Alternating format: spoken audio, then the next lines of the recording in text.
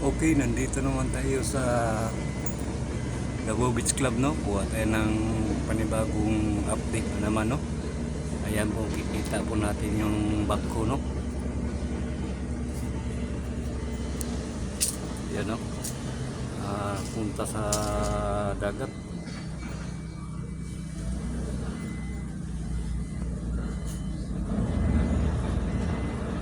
Ayan, no?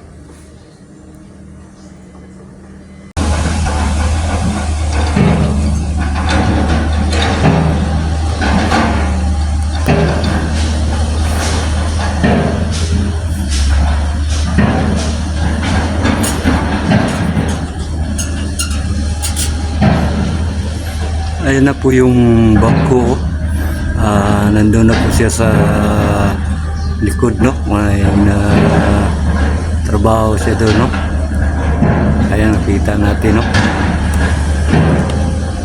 Ayan po.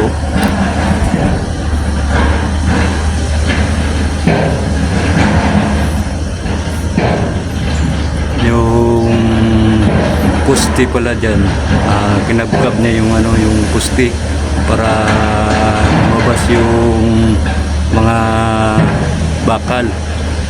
Yan na po. Kita natin, no?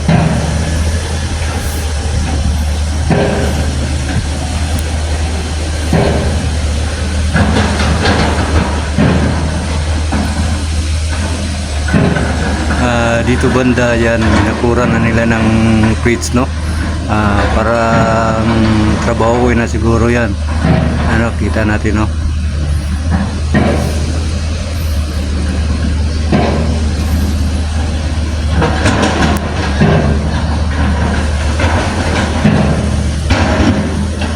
Dyan po nagtatrabaho yung barko, no?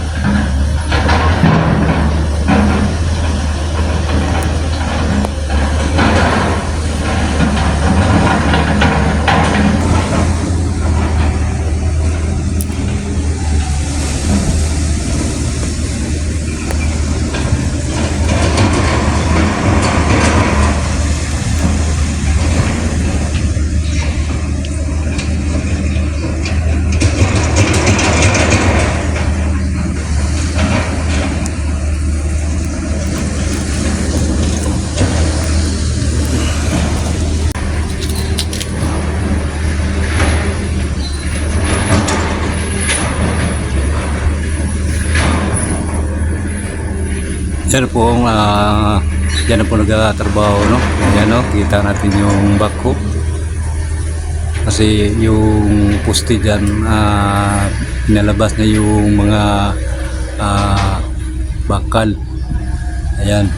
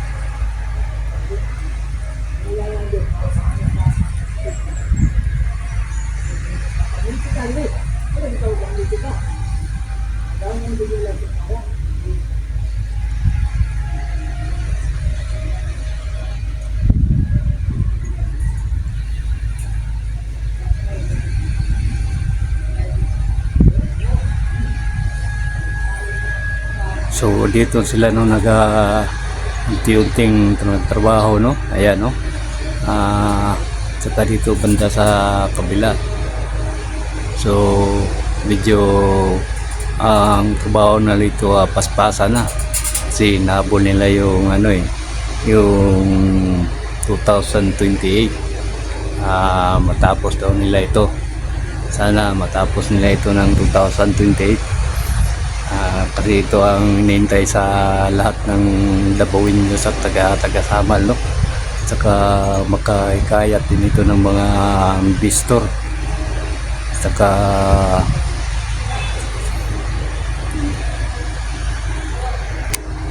mga turista no. Kasi ang ekonomiya ng Davao City lumago.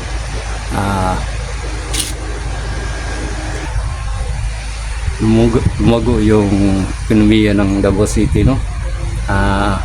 Ayon kay Finance Secretary Pedrick Digo, ang Davao City ay nakakuha ng 5.1 economic growth. Natalo pa yung national economic growth no. 4.4% lang ang sa buong bansa. So malaking good news ito sa atin no. Saka hindi ito pinalabas sa media, kaya parang something hindi natin alam no. Yan po ang growth natin dito sa Davao City no. Tumaas tayo ng 5.1% economic growth ng Davao City. Lalong-lalo na kung matapos itong tulay na ito. So maraming mga investor nung darating dito sa atin. Katulad ng Alcantara Ayala no, nag-imbis ang Ayala dito ng mga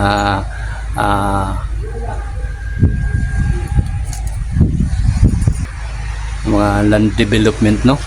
Yun ang pinasok nila dito sa impormasyon ko lang yun. Katulad dyan ng Azuela Cove, napakaganda.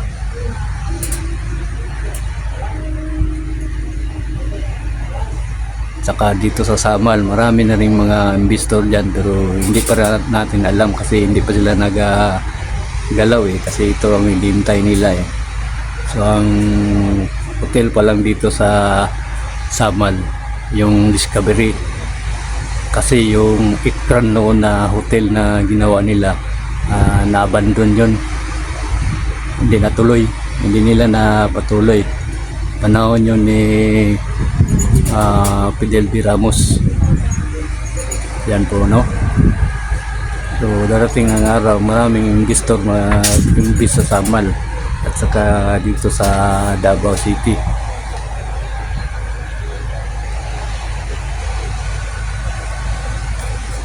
So makahikayat ito ng maraming trabaho no, mga opportunity na trabaho nating mga kababayang Dabawenyos at saka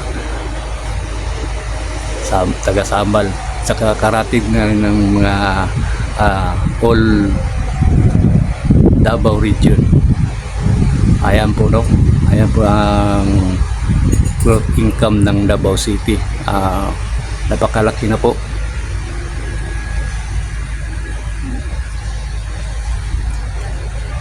Okay, yan na po yung ginatrabaho nila ngayon no, so far. Saka dito banda, yan.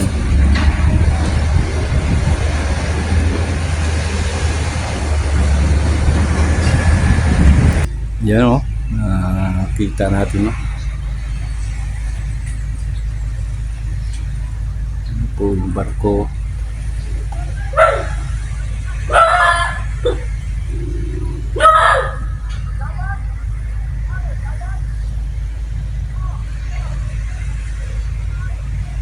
Yan o, dumaan yung barko no, Navigation Street no. Yan, saktong sakto yung barko na dumaan. medyo maluwag pa kasi hindi masyadong malaki itong barkong ito. Ayan po. So kikita natin malaki talaga ang maluwag talaga ang vertical clearance niya, no? Ayan po yung barko nakadaan na, oh.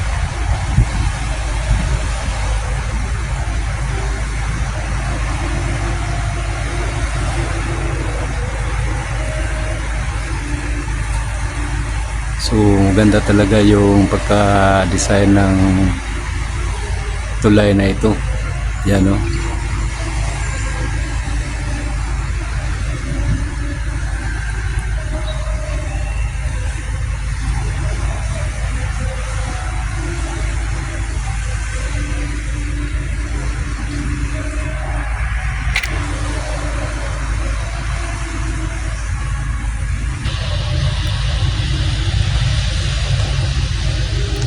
Okay, hanggang dito muna tayo at sana nagustuhan niyo ang video kong ito. Maraming salamat. God bless you all.